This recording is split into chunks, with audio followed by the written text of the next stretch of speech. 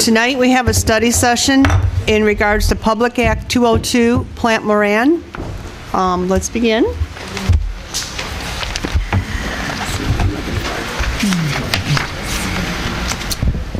Good evening. Good evening. Good evening. Well, thank you very much for the opportunity to be here this evening. My name is Brian Kameler. I'm a partner with Plant Moran. With me is Martin Alanik, who you all know, and Jonathan Trianfi. So we're here to talk about post-employment benefits, rather other post-employment benefits. What is that? So we call it OPEB, or it's usually just retiree health care. So it's any retirement benefit other than pension. Pension gets talked about number one, retiree health care gets talked about number two. Could also include other benefits that are earned while an employee is active and then receives during their time of retirement. Could be other versions of health care, whether it's optical or dental, or it could be life insurance that they get after they have left the employee of the city. So why are we talking about it? Well, it's in your financial statements first and foremost. And so this comes directly from the City of Dearborn Heights 2017 audited financial statements. This disclosure has been in your financial statements for 7 or 8 years approximately, since GASB number 45 was adopted. GASB 45 for the first time required a governmental unit to put this healthcare information, this retiree healthcare information in your financial statements. You always, ever since you promised the first employee, if you stay here long enough, we'll give you healthcare in retirement.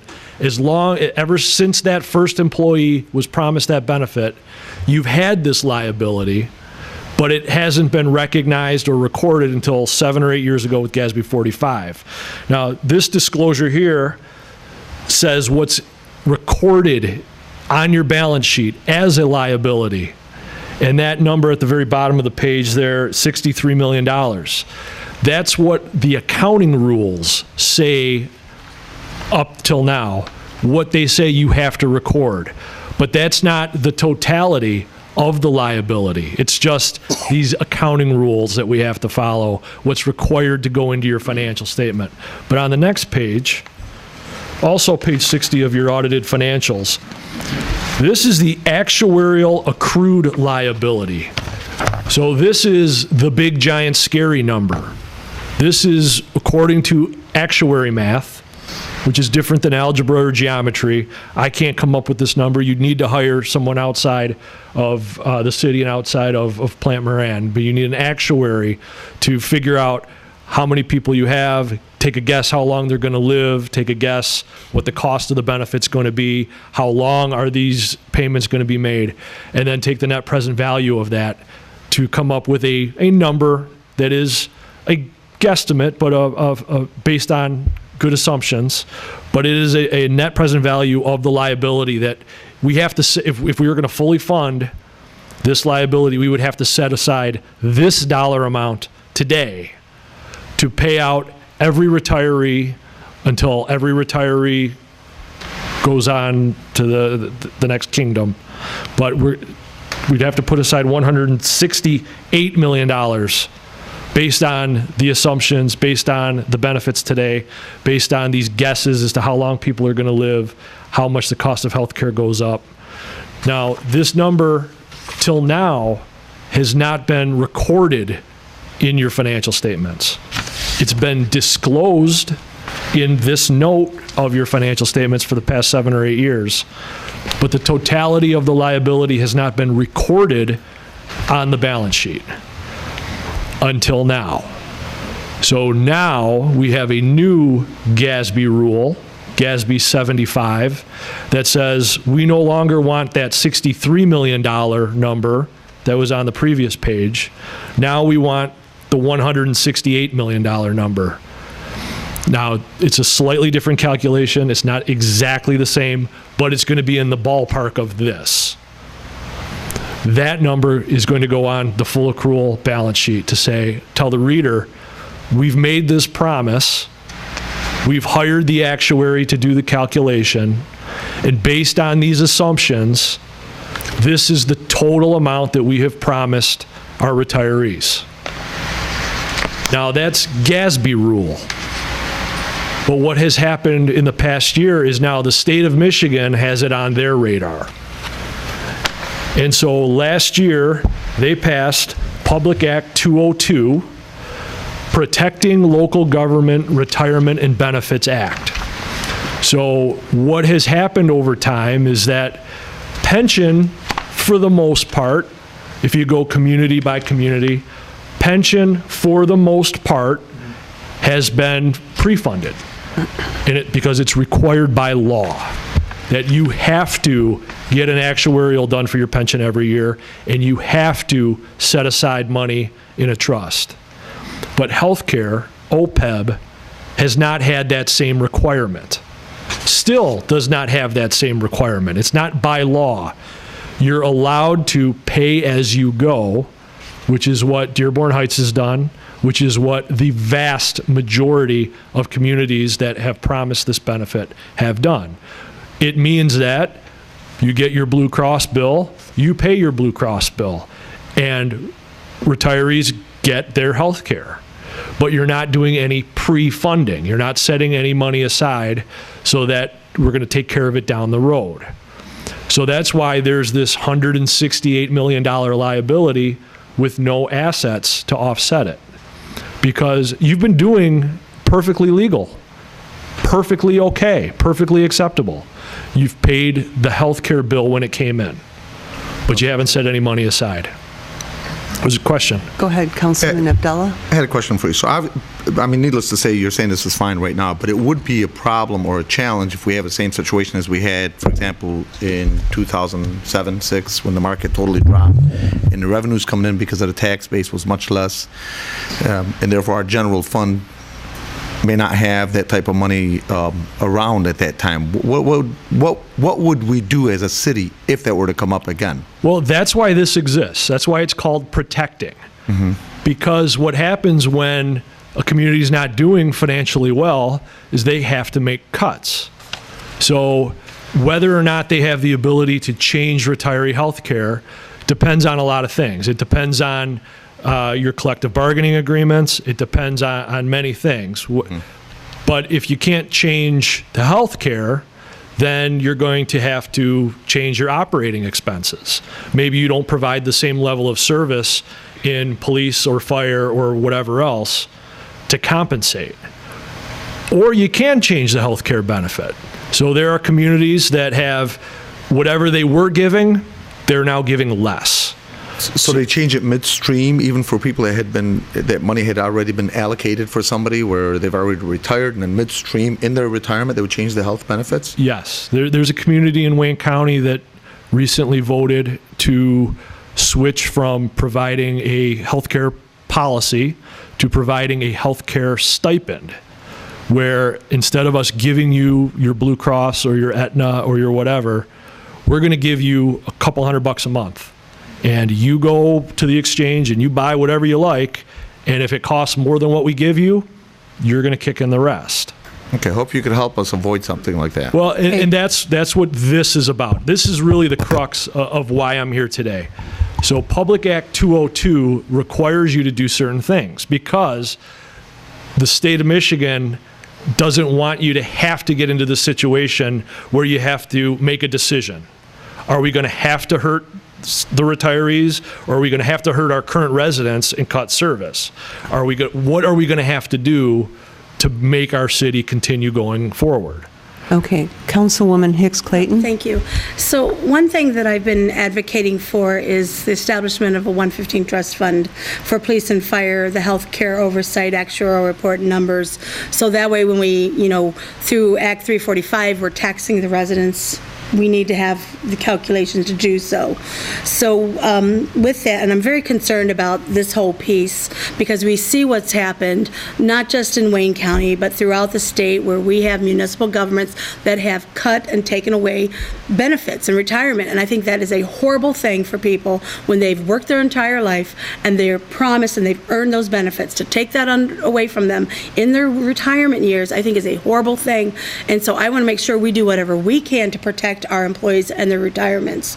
So with that, my question is, and I spent a lot of time reviewing Act 345 and, that particular pension, because, I'm looking at the retirement system. That healthcare piece for Act 345 that we're taxing is included in this OPEB figure, I would imagine, healthcare, because we don't have a 115 trust fund. And if that is the case, that 168 million plus unfunded liability over expansion of 30 years, whatever that may be, what percentage of that is police and fire? Because I want to make sure that's being protected. Okay. We will talk about 345 in a few slides, but that's part of the solution, or part of the city's response. Okay. We go to the next slide.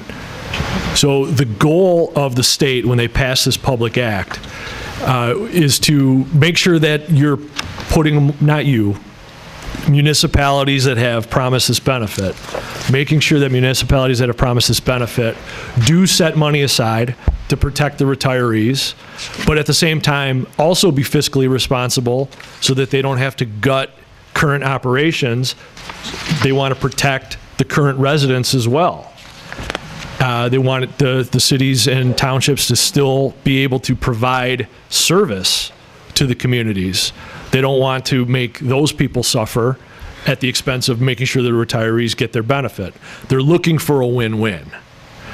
Whether or not they've achieved that's subject to debate, but that's the goal. That's what they're trying to get to.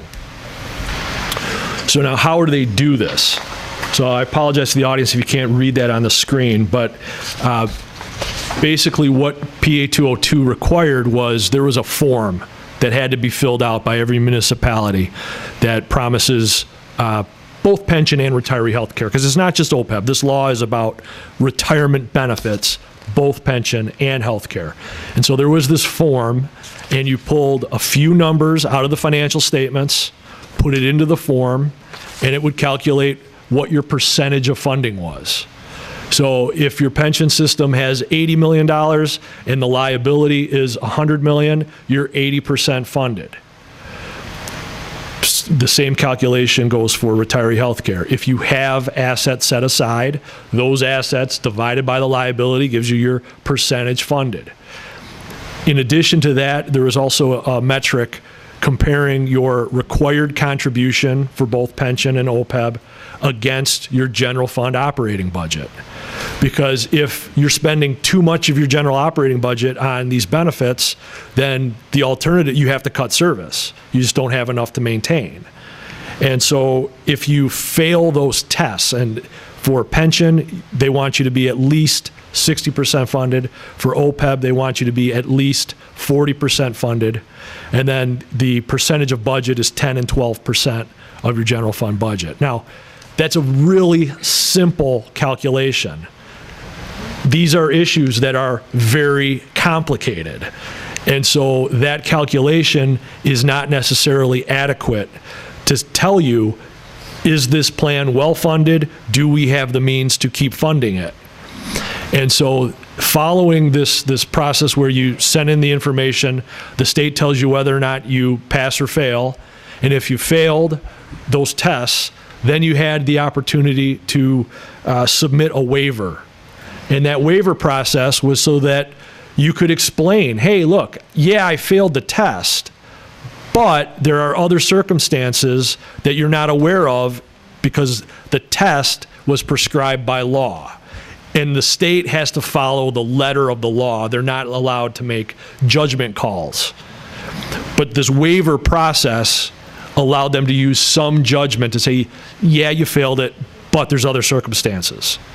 Now, a lot of communities, and I helped write a lot of these waiver applications, a lot of communities had really good reasons that I personally believe should have been adequate to get a waiver.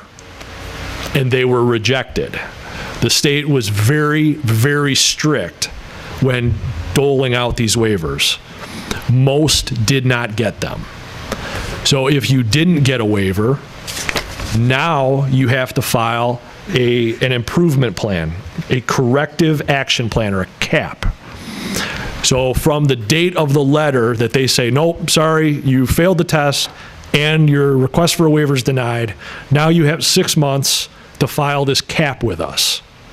And so that's the position that you are in. You have to file a corrective action plan with the state. Now, you're fine on pension. Your pensions are over the 60% threshold. But retiree health care is not, because you did pay as you go, which, again, perfectly legal, perfectly okay. Most communities do that. But according to this law, they want you to be funded. So now, this is the position you are in. You have to file a corrective action plan with the state by November 17th. That plan will then go under review by a 3-person advisory board that has been appointed by the governor. That advisory board is going to determine whether or not your corrective action plan is reasonable. Because you could just slap something together and send it off, but that doesn't mean it gets you to 40% funded, and they give you 30 years to do that. So you have to come up with a plan that is unique to you, that addresses your very specific situation, the assets that your community has, the liabilities your community has.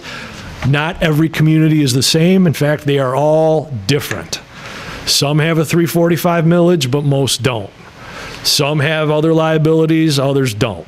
Some have revenue streams, but others don't. So the plan is going to be unique to you. Now, how do you get there? So what goes in? And so this slide explains the triggers again, that 40% or the 12%. So like I mentioned, you are adequately funded according to the law for pension. Your general employee plan is 75% funded. The police and fire is approximately 87% funded. And the passing grade was 60. So those plans are well funded. Those are okay. The state's not concerned about how you pay your retirees their pension. That's fine. Off the table for this discussion. Wait till the end. I just had a question. 'Cause it about might be answered. Well, it's related directly to what he's saying. Go ahead. And it's more for the administration, because the annual required contribution, which is the 12%, comes to a little under 14 million, correct? That's what this is from the Michigan Department of Treasury's website. That was, you weren't at the meeting last week, but that was addressed. That is not an accurate number. Martin, can you, I'm not, that's in the words of Plant Moran, not my particular words. So the terminology is incorrect. So the OPEB terminology was basically carried over from pension. So on the pension side, it is an annual required contribution. So that's why you're pre-funding the liability, because it's a requirement.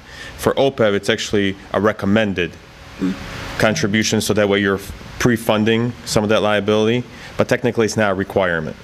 So the city, as Brian mentioned, the city has been paying as you go, because you're not technically required, bound by law, to pre-fund it. That $14 million is annual required, quote-unquote required, as in the pension, but you're technically not required to do that. And going forward in the actuarial reports, that terminology is going to be adjusted, and I believe it's going to say actuarially recommended contribution versus required. Okay, thank you. Continue.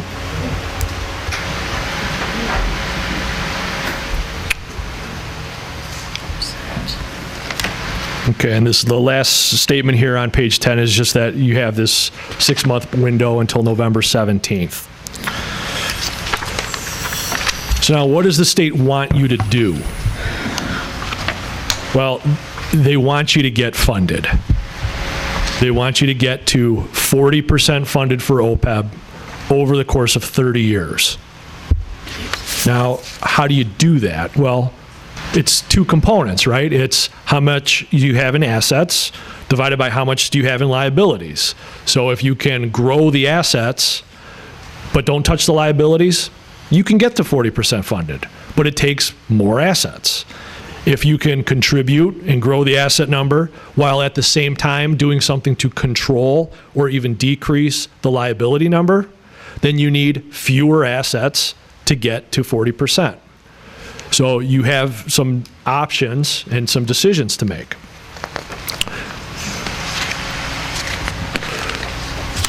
So what does your corrective action plan have to say? Well, it has to show that you get to this 40% funded over 30 years. And you just can't they won't just take my word for it, and they just won't take your word for it either. The state wants an actuarial calculation, and they want council to approve it. So finance can't just put it together, because just because finance puts together a plan doesn't mean the city's going to do it. They want the highest governing body within the community, i.e. council, to pass a resolution saying, yes, this is our plan. We as a council have committed to doing this.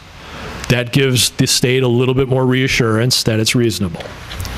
Now, the reasonable time frame, they're saying 30 years, which it's a lot more doable than, hey, by the end of your term, get this fixed. No, 30 years. 50 years, they're saying, is way too long. But 30 years, because usually most actuarial valuations are amortized over 30 years. So I think that's where they got that number from. And it's got to be both legal and feasible. So if you did not have a 345 millage, but you said, hey, we're going to pass a 345 millage, if I'm the board at the state, I would go, well, what are the odds of you doing that? Maybe you do, maybe you don't. Or say, yeah, we're gonna levy an additional mill to pay for it, but you don't have millage capacity. Well, that's not legal either. So they want this plan to be legal and reasonable and achievable. And they also want some good faith effort, that you're not just passing it and then forgetting it. They want to see you take steps.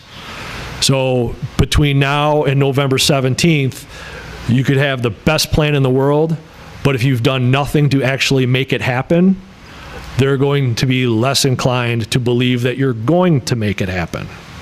So they want to see progress as well. So in a nutshell, you need to save some money, and if you so desire, lower the cost of the benefit. It doesn't necessarily mean decreasing the benefit, but it means perhaps changing plan design in a way that gives comparable benefit, but at a cheaper cost. So is that possible? Yes. Is it going to be the easiest thing in the world? No, it's going to be a little challenging, and you'll need some help doing that.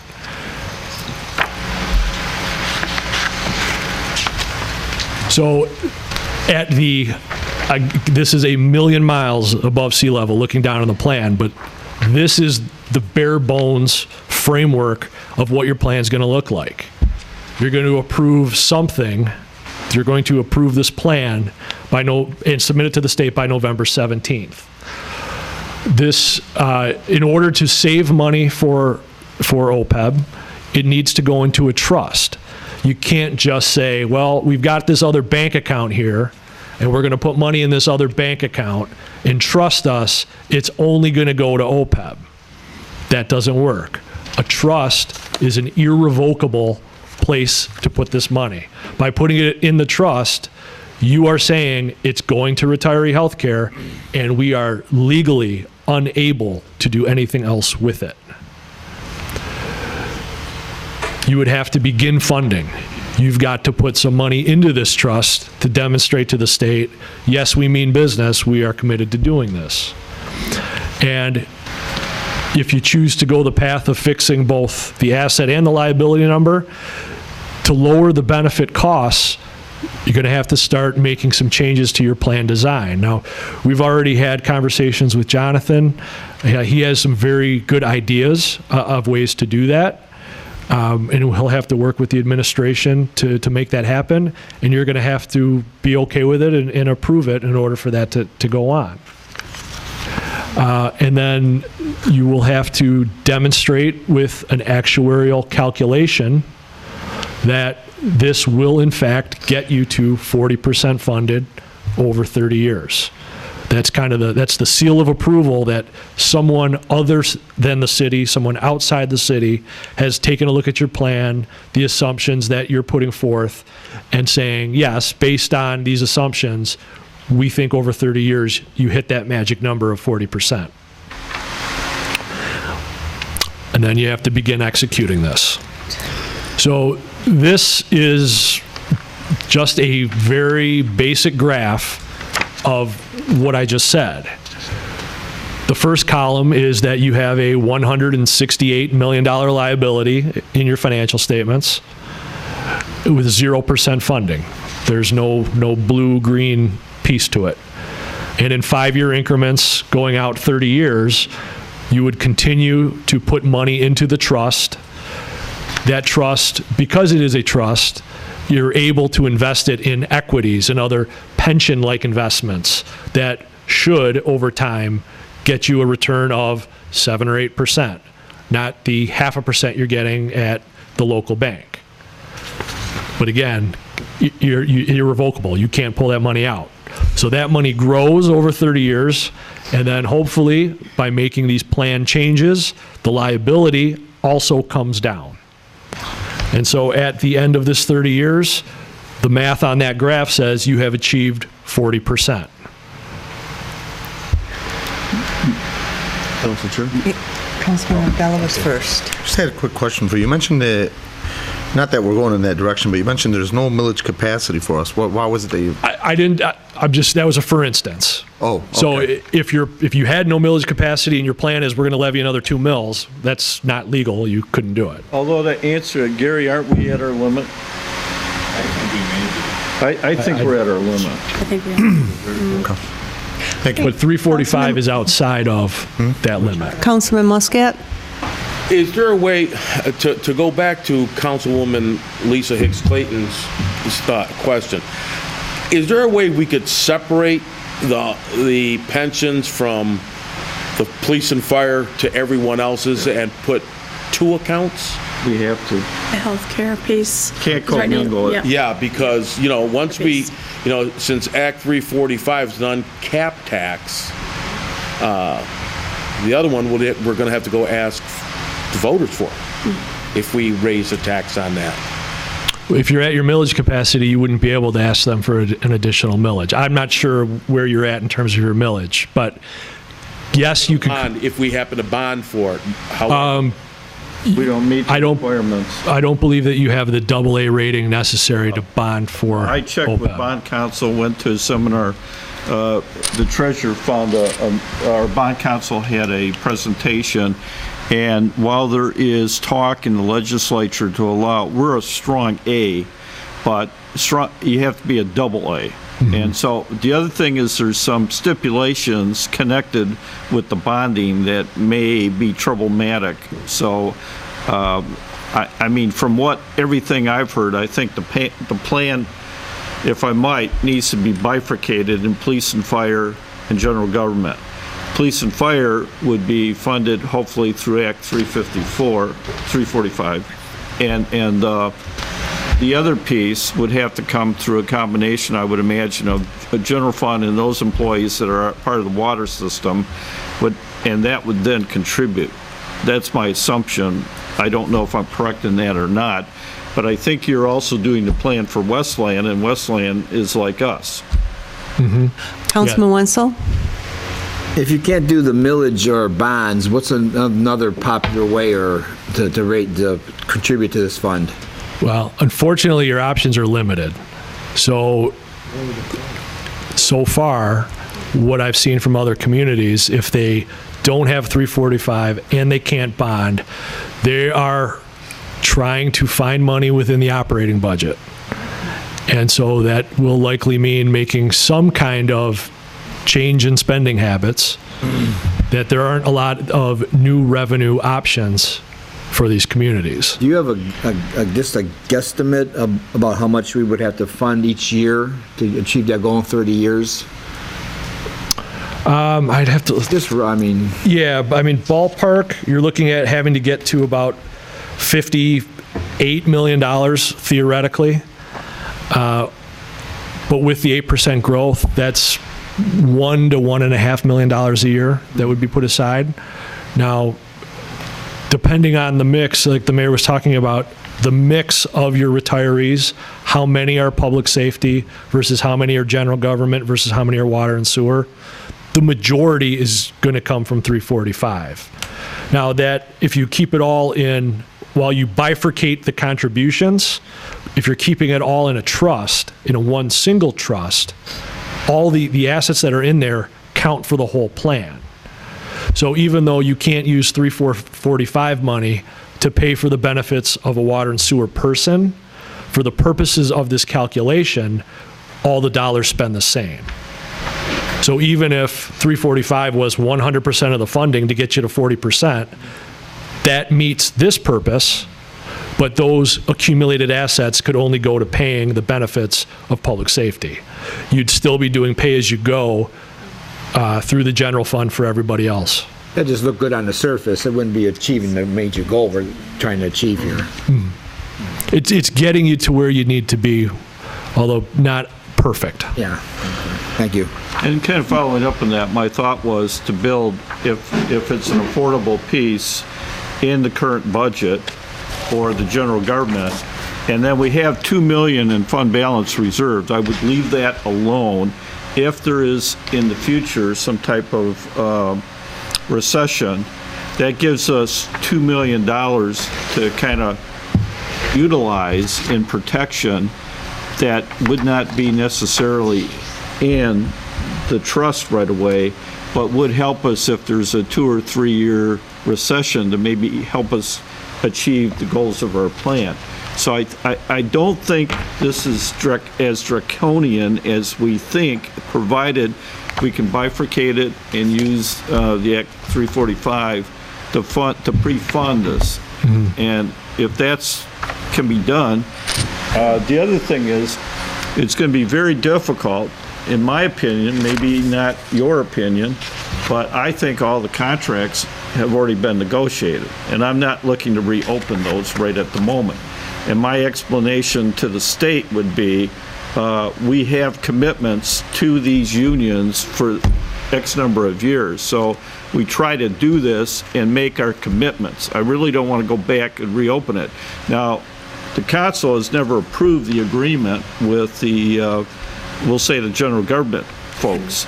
And one of my contention is, would the state now say, no, you got to go back and since you don't have a contract with them, at least from the council standpoint, I think we do, would they mandate that there be significant health care changes to that union since the contract theoretically is open? I don't think that the state, unless you are under emergency management, I don't think they can make you do anything with your contracts. I think it's up to the city to decide how to bargain with your employees. But the one small aspect of what you said, the only part that I disagree with is you don't have to wait until the agreement expires to make a change. It depends on the wording of your contract, but most typically, again, I'm not an attorney, so I'm not interpreting contracts here, but usually there's language that says something about comparable. So a lot of times Blue Cross stops offering a plan that is part of what you offer. And so you find another plan that offers the same thing or at the same cost, if any, to the retirees or to the active. So that's where my friend Jonathan comes in, is he can, with working with the labor attorneys, figure out what is possible within the plans that we provide, what is possible for us to change while everyone gets the same benefit or a comparable benefit within the terms of the contract, but we can lower the cost. Whether that's, and I'm just talking off the top of my head, whether it's changing provider, whether it's changing contract within Blue Cross, whether it's, if the contract doesn't say Blue Cross, can we go to Aetna, whatever. There's a lot of different things you can do that the individual receiving benefit doesn't notice. Because all this stuff happens in the background. And they don't see, they go to the same doctor, they get the same bill or no bill, they get the same service, and there's no difference. There are possibilities for that. The only difference is, do you pay less money and therefore drive down that red bar? Now, when contracts come up, then you address what you, the city, wants to get out of that negotiation. Okay, Councilman Bazey? So I know some of it was asked. Okay, so based on Plant Moran's knowledge and experience, one knowledge of our financial state from the last audits that you guys have done, and based on your experience with the state or other municipalities going through you for a plan, okay, how confident is Plant Moran that we don't make drastic changes in our city? I don't know if you guys have, I don't know if Jonathan has looked at that. I know that you guys are going to be part of, I guess, the corrective action plan for the state, but how confident is it without making drastic changes to the contracts currently we have or the future one that we have with TPOM? How confident are you guys that we actually have something, or without making drastic changes? It's a good question. And my answer is, I am very confident that something can change within the benefits that you provide that saves some amount of money for the city. How severe, how not severe, I have no idea, because it's not something that we've been told to really dig into yet. But I'm sure Jonathan can offer some more insight on that. So there's a couple things just off the top of my head. They may be smaller items, but for example, the city right now offers retiree life insurance. I usually refer to that as a death benefit, because if you're getting life insurance in retirement, everybody unfortunately dies. So that's just it's a guaranteed benefit. There are insurance carriers out there now that understand the situation or position that municipalities have been put in. So there are buyout programs. These insurance companies are saying, we will assume all of your liability for cash payments over some mutually agreed upon time period. So we might set up a 5-year or 7-year payment plan, but at the point in time that that buyout is initiated, all of that retiree life liability comes off of the OPEB, okay? So what you're doing is you're effectively, we all talked about the pay-as-you-go method. Right now, you're just paying your life insurance premiums for retirees as you go. What you're exchanging is a reduction in liability for an increase in your cash costs as you go. Because in order for the insurance company to assume all of that liability, the fact that they know those people are going to pass away at some point, you're effectively pre-funding that liability over a set period of time. Okay. That's just, again, it's a cash cost versus a complete elimination of that portion of your liability. No change in benefits. Everybody still gets the same death benefit they were guaranteed in the insurance contracts as they exist now. So that's just one example, but there are other things like that out there that we could look at, and then you have to weigh, do we have the room in the budget, or can we budget in the future, and put that in our corrective action plan now with the understanding that we will deal with the cash costs or how to budget for it in the next, in the next fiscal year or 2 fiscal years out. Okay. Thank you. If I can add on to that too. So in Jonathan's example, that red bar would decrease as a result. So your required annual contribution at that point would decrease as well. So you are pre-funding that liability, but your other payments decrease. So it's not going to be an offset dollar for dollar, but there's different things you can do so that way you minimize the impact. Thank you. Any questions? Okay, we'll open it up to the audience now. If they have any questions, please come up to the microphone. Councilman Constant? Thank you, Madam Chair. So Millages doesn't sound like an option. Bonding for it doesn't sound like an option. I guess the only options are cutting costs or growing the community, growing the tax base, growing such that we have more revenue, or a combination of those. Well, the general millage cannot go up. I think the assumption is Act 345 can pre-fund, and that's going to be the biggest piece of this bifurcated number in my estimation. Correct? I agree. And Brian, the state doesn't differentiate.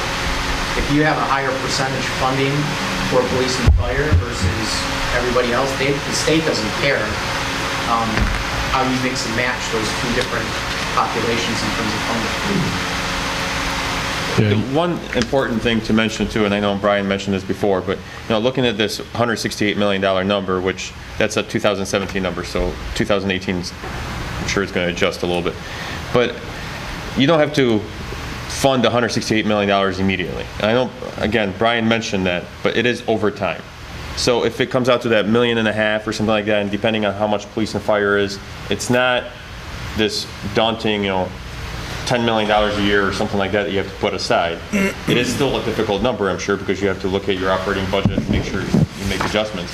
But it's not that you have to fund the full amount right away. Council Chair? Councilman Muscat? Going back to the Act 345 and how you fund that, now, we're not legally we can't charge more for Act 345 just to fund this, can we? That is a legal question. So you have a legal opinion that allows you to use the 345 millage for retiree health care. Correct. That opinion doesn't specify whether it's pay-as-you-go or whether it's pre-funding. I don't want to say, well, we cost us $5.5 million to fund health care this year, but we're going to charge an extra $1.5 million just so we can put it toward the funding. So I don't think that's fair to the citizens either. Well, one could make an argument that you've been undercharging citizens for years, that according to the actuarial calculation, you're supposed to put away $20 million a year for retiree health care, and you're paying 10 in premiums. So an argument could be made that the city could have charged an extra $10 million a year. And instead, you're now saying, well, going forward, we have to do $1 million or $2 million or whatever the number is. But that would just go toward Act 345. It wouldn't go toward the whole $168 million, would it? The 345 money would be going toward the 168. You'd be setting it aside to pay health care benefits for public safety people. Yeah, but you're combining the whole 168, you're combining everything together. But I made the point of, you can't take, once you put that money in the pot and it came from 345, you can't pay a general employee benefit. You can't pay a water and sewer benefit. You'd have to pay public safety only. Being devil's advocate, though, if I wanted to whittle that 40% down, I could say, well, I need $10 million from Act 345, even though I don't need it, but it helps whittle down the percentage that I need to the state.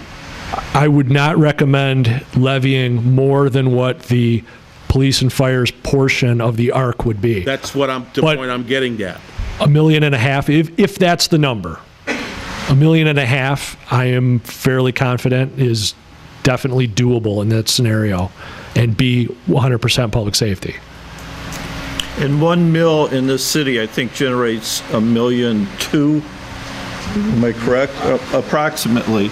So that would give you, if the total amount was 1.2 million, it would represent 1 mil addition to that millage. Agreed. But that gives them some idea.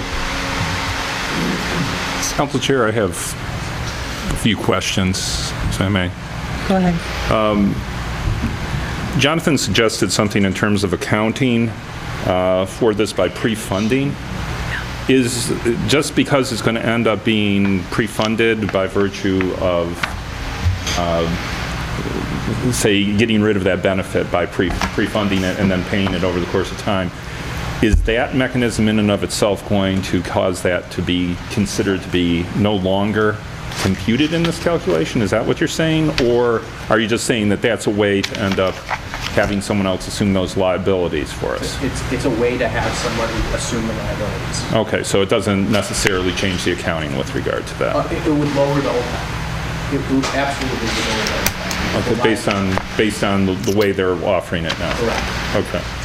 All right. Next question is, I'm not familiar with PA 202, but irrevocable trust.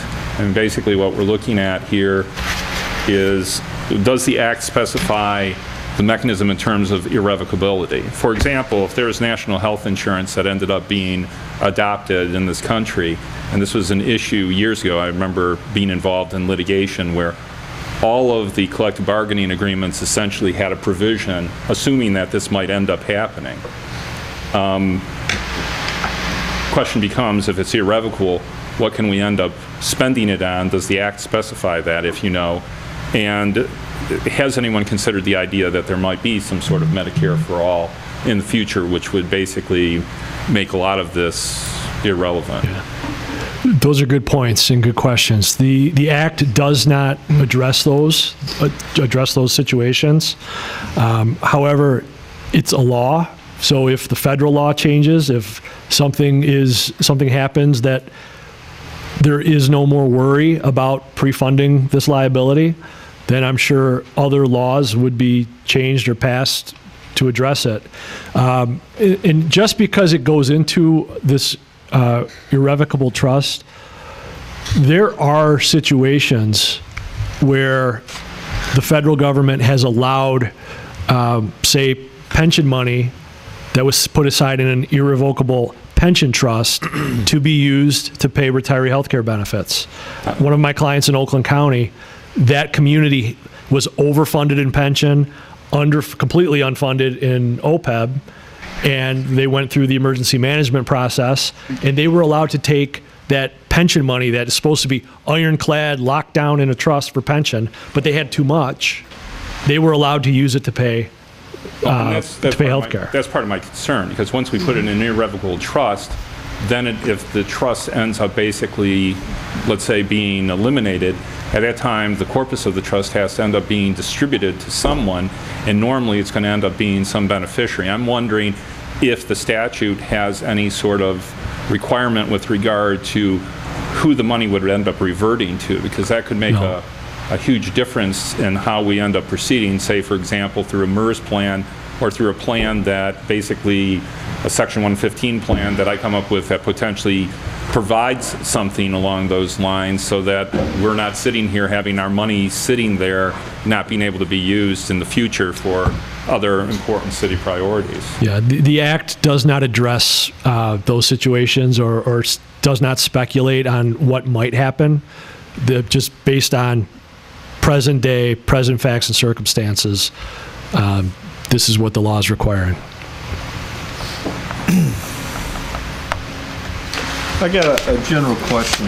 We got this plan that's got to be submitted. I thought I had to sign off on the plan, the council had to sign off. I think both of us have signed off on it. But what's the steps? What do we need to have you do so we have plenty of time to talk about, and the council has plenty of time to talk about what we're going to put in the plan and that? I guess one starting point, and I think it's already been approved, is we have an actuarial report going on or being created that's going to bifurcate the police and fire and the general government employees, and that's due when? Mid-September. So with that data, then we can really sit down and with a sharp pencil and work it out? That's what it's going to come down to. We have only 2.5 months to put a plan in place. My guess is within 2.5 months, you're not going to be 100% done with your plan. I think it's going to be a work in process, and you're going to, over time, change what you're doing. New facts and circumstances are going to come out. But the things that you can nail down in that time, you need to nail those down. There is there's a form to fill out for this plan, and so we can help the administration complete the form, gather the documentation. Jonathan can work on ideas for lowering the costs. And then it would come to you in order to vote on it. I looked at the calendar. I believe you have a meeting November 13th. That would be your last chance as a council to vote before it gets submitted by the 17th. Let's shoot for around Halloween or before. That would be better. Yeah, I don't think any of us would want to wait till the last weekend Should be in to do it. So Okay. why don't we look at kind of a drop dead date, that fourth Tuesday in October? Councilman Bazey? Yeah, I think, is there a timeline or a plan? I think end of October is going to be, I think we need to look at a draft way in advance, like maybe at least a month before. So if there's any changes, I wouldn't advise waiting till the last week in October. That doesn't really give us that much time to review it Yeah, and to do true. Very research on true. it. I think we all should be meeting maybe every 2 weeks and talking about what this plan is starting to look like, and everybody be involved in the creation of it. And I concur. I just don't want to wait till the last minute or October and says, okay, this is what you guys have to vote on. Okay. Councilman Wenzel? I just have a comment. There's a word being thrown around here, and I didn't know the meaning of it, so I Googled it, vipercate. And everybody was using this now, but the word is to speak with a forked tongue, to mislead or deceive. And why were we using that word at all? It also would mean to just cut things into pieces. That's the meaning that we were using. Yeah, To- that's the whatever the meaning. contribution is, segment it into different payments. Okay, well, I didn't see that on here. So you're saying, no, you're You have a saying, bifurcated trial, one on liability, one on damages. oh, you say just divide it up and, Divided into pieces. okay, You've got your public safety piece, you have your general government piece, you have your water and sewer piece. okay. Well, thank you.